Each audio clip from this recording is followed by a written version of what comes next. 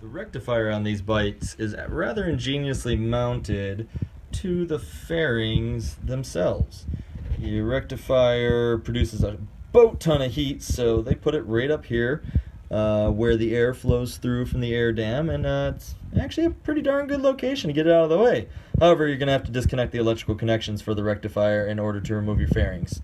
You don't want to try to remove the rectifier while the fairings are installed. Oh, it's a horrible thing to try. I did once.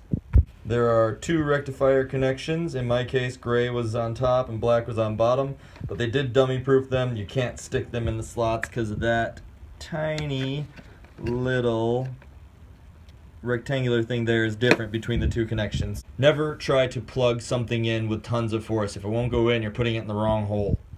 The next step is actually to remove your lighting connections. So you got your headlight connection and what Thrash calls your city light connection, parking light, city light, whatever you want to call it. Anyway, you're going to remove these connectors. If you have a California model, I guess there's a canister also. This bike is from Texas, so yeah, I don't have one of those. But Doug, people always break these damn things, and the bikes I always buy, which are used, always have these stupid things broken off. Well, not much I can say for you there. It's hard to find these piecemeal. You can try to wire one in if you do find one. If you're lucky and nobody's broken it, there's going to be a little tang right there that you click down. And also on the headlight connector, way down at the bottom where you can't quite see it, there's a little tang that you press on, and if your connector was properly installed and if nobody's broken it before, you can press that little tang and pop it right off. Put a little bulb grease or dielectric grease on the outside of the connectors right along the actual plastic itself. What that'll do, let me get that here, there we go, right along the little plastic itself, what that'll do is make it easy to separate them. It'll also protect from stray voltage, and it'll also protect against water. Dielectric grease is non-conductive. It is an insulator. Don't put it on electrical connections. For instance, your spark plugs. These are your turn signal connections. They're white. They go down to your turn signals down here. So you need to remove those as well. By the way, the right turn signal connection can be a little bit annoying. That white one there, it's actually behind and a little below the rectifier. So you're going to search around for it. Just look behind and below the rectifier, and they make the turn signal lead from the turn signal itself very short. So don't yank it out. Just get up, get as much as you can get up, get your hand in there, and just release it. The next step is to remove the inner 10mm bolt. So when you remove these bolts, both sides, left and right side, the lower 10mm bolts, they hold some wiring.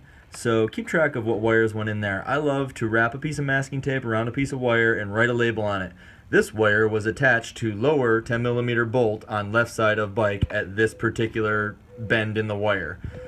It seems like a lot, but man, if you get caught up in life and it takes you 3 months to put your bike back together and you're holding a wire in your hand, where the hell did this go? Oh, it's so nice to have a label that just says exactly where it went. These ones I will actually set off to the side and put back in later because I don't really have a good place to put them, and I'm not specifically removing a component at the moment.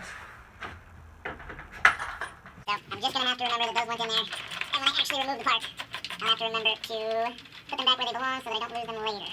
Now the upper, here's the Lower, by the way, if you're curious, the lower is the shorter one, and also you can see that's the little bracket that was holding the wiring in down there. This is where I love Thrash 1982's instructions, because there's some hidden pop rivets underneath the bike.